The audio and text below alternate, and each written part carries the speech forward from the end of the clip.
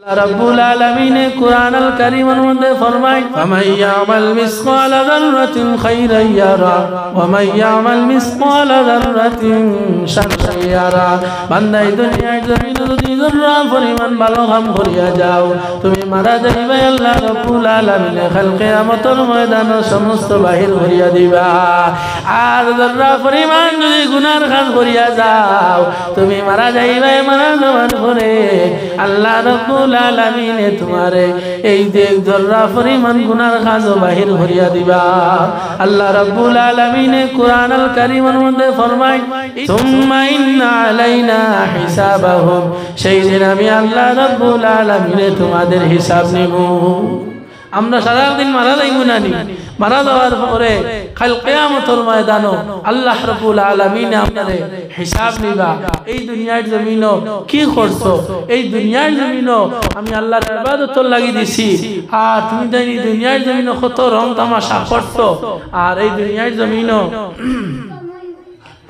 কত কিছু করছো বান্দা, আর সেই হিসাব নিবা। আল্লাহ কুরআনের মধ্যে ফরমায় সুম্মা ইন্না আলাইনা হিসাবাহুম, আর আল্লাহ রাব্বুল আলামিন কুরআনের মধ্যে ফরমায় সেই দিন আমি আল্লাহ তোমাদের কাছ থেকে হিসাব নিব।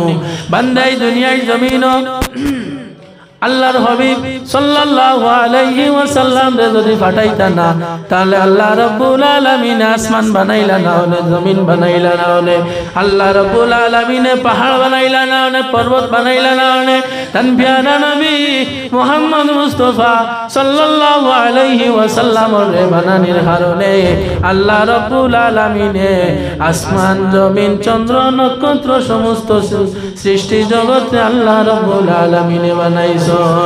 আল্লাহুম্মা সাল্লি আলা সাইয়্যিদিনা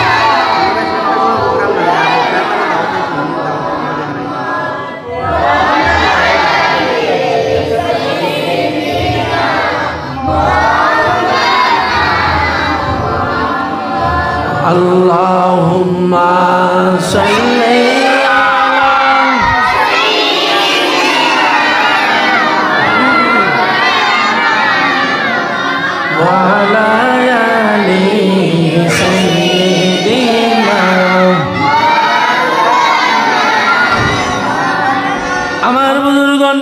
আল্লাহ রাব্বুল আলামিন এই দুনিয়ার জমিনে তান প্যারা নবী মুহাম্মদ মুস্তাফা সাল্লাল্লাহু আলাইহি ওয়াসাল্লামের লগে মায়া এবং মহব্বত এবং আল্লাহ রাব্বুল আলামিন খুশি রাজি করার লাগিয়া আল্লাহ রাব্বুল আলামিন এই দুনিয়ার জমিনের মধ্যে আমরারে পাঠাইছো।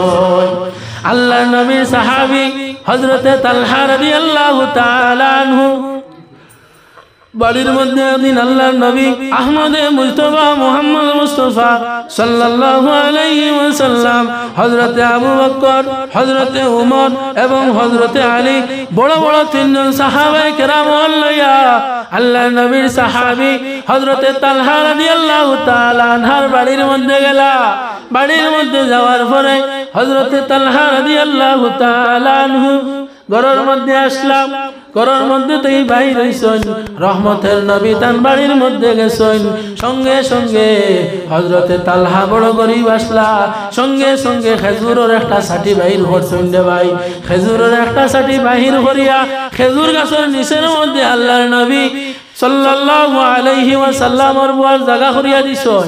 হযরতে তালহা রাদিয়াল্লাহু তাআলা আনহা ঘরের মধ্যে গেছেন এবং আল্লাহর রাসূল সাল্লাল্লাহু আলাইহি ওয়াসাল্লাম এই খেজুরের সাটির মধ্যে বইছেন। হযরতে আলীও বইছেন, হযরতে আবু বকর বইছেন, কিন্তু হযরতে ওমর এই সাটির মধ্যে বইনা কোন কারণে?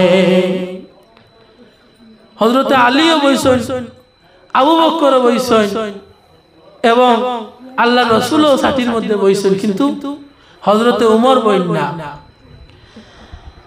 হযরতে ওমর একবার হযরতে তালহার ঘরের কিনারার মধ্যে যায় না, একবার আল্লাহর রাসূলের কিনারার মধ্যে আয়। আল্লাহর হাবিবের ডাক দিয়া কইন, হে আবু বকর, আমি নবী মুহাম্মদুর রাসূলুল্লাহ খেজুরের সাটির মধ্যে বইছি, তুমি কেন এই খেজুরের সাটির মধ্যে আইয়া বউ না? হযরতে ওমর বড় সৎসাহসী মানুষ আসলা, যে রাস্তা